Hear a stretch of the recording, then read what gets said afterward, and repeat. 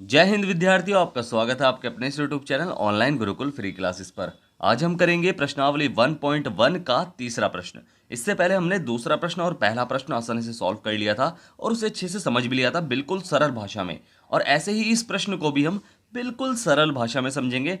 नए हैं तो चैनल को अभी सब्सक्राइब करना है, साथ ही साथ बेल आइकन को ऑल पर सेट करना है ताकि आपको आने वाले लेटेस्ट वीडियो की नोटिफिकेशंस मिल सके। और अगर प्रश्न समझ में आए तो वीडियो को लाइक जरूर करना है। तो चलिए शुरू करते हैं इस वीडियो को और देखते हैं प्रश्न नंबर 3।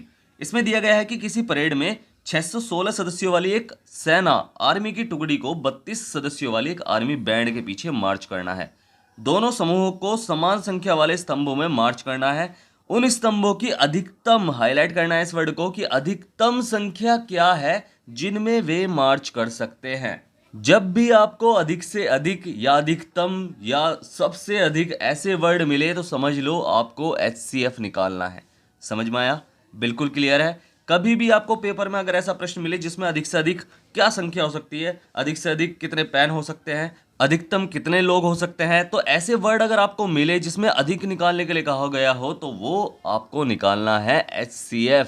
क्लियर है? 2 डिजिट आपको दे ही रखी है तो इन दोनों का आपको निकालना है HCF। तो हम निकालेंगे कैसे? सेम वही प्रोसेस जो हम पिछले वीडियो में आराम से कर चुके हैं, बिल्कुल सेम वैसे ही करना है। देखो, यूक्लिड विभाजन एल्गोरिदम का आपको पता है चैप्टर चल रहा है, तो हम HCF भी यूक्लिड विभाजन एल्गोरिदम से ही निकालेंगे।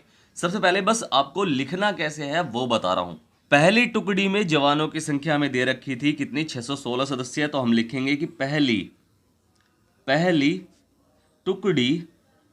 टुकड़ी में जवानों की संख्या हमें दे रखी थी कितनी? 616।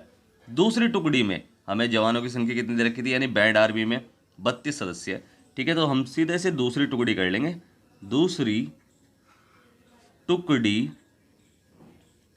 में जवानों की, सॉरी आपको दिखाई नहीं, जवानों की संख्या बराबर कितने हैं भाई? 32 है तो 32 लिख लेंगे बस। अब क्या करेंगे? इनका HCF ज्ञात कर लेंगे। कैसे ज्ञात करेंगे? सेम वही, छोटी संख्या से बड़ी संख्या को भाग करो। तो 32 से हमने 616 को हमने भाग करनी है। 32 ही कम 32 हो जाएगा, तो 32 ही कम 32 पे चलेगा टेबल, और यहाँ चलेगा कितना? माइनस कर दो तो 9 बचेगा। और इधर क्या है? 5 है, तो 5 में 3 गया तो 2 बचा है और 6 बचा है। अब देखो ये निम्मा पे चलेगा। निम्मा पे क्यों चलेगा? देखो, आप सीधा टेबल बना के आप कर लोगे, क्योंकि आपको देखो मैंने पिछली वीडियो में आराम से समझाया था कि कैसे कैसे करना है, तो इसलिए देख लेना पिछली वीडियो को भी। ठीक है, तो हम क्या करेंगे? निम्मा पे चलाएंगे तो 9 दूनी 18 का 8 का हो जाएगा, हासिल लगा 1। क्योंकि देखो 32 धाम 320 हो जाएगा। अब ये 296 है, 320 के पास है, तो आपको पता है कि भाई निम्मा के आसपास ही चलेगा। बट आप टेबल बनाना, प्रॉपर टेबल बना के, या फिर आप मल्टीप्लाई करके कुछ भी निकालो टेबल, और आप ठीक से सॉल्व करना। गलती कुछ नहीं होनी चाहिए।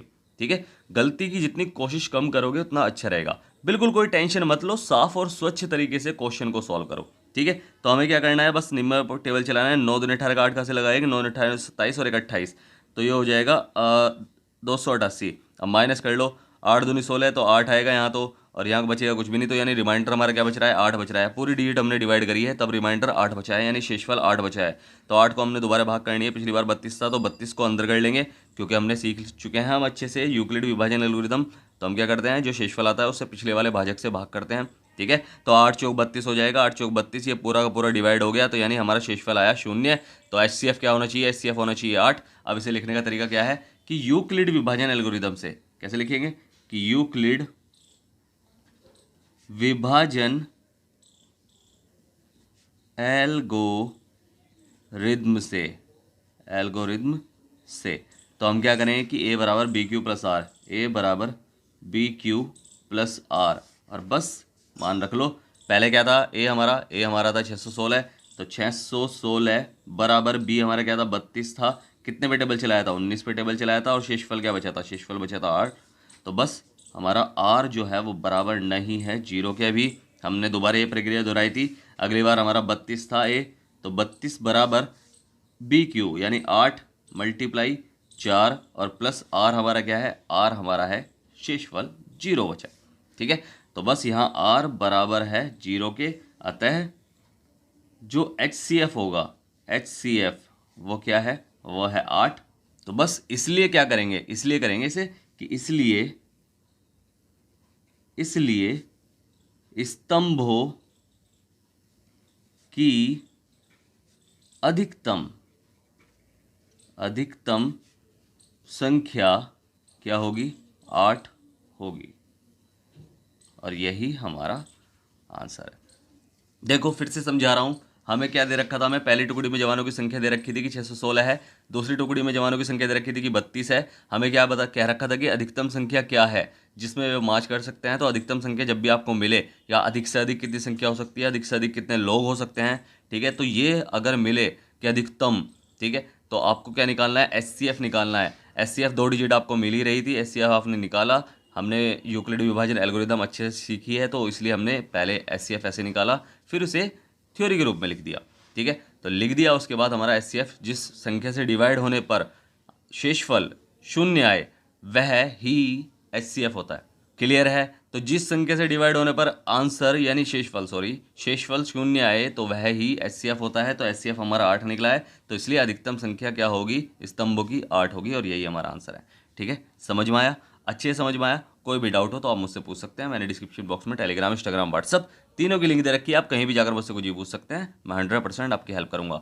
नए हैं तो चैनल को अभी सब्सक्राइब करना है, साथ ही साथ बेल आइकन को ऑल पर सेट करना है ताकि आपको आने वाले लेटेस्ट वीडियो के नोटिफिकेशंस मिल सके। तो मिलता है फिर अगली वीडियो में, तब तक के लिए bye bye, tata, see you, जय हिंद।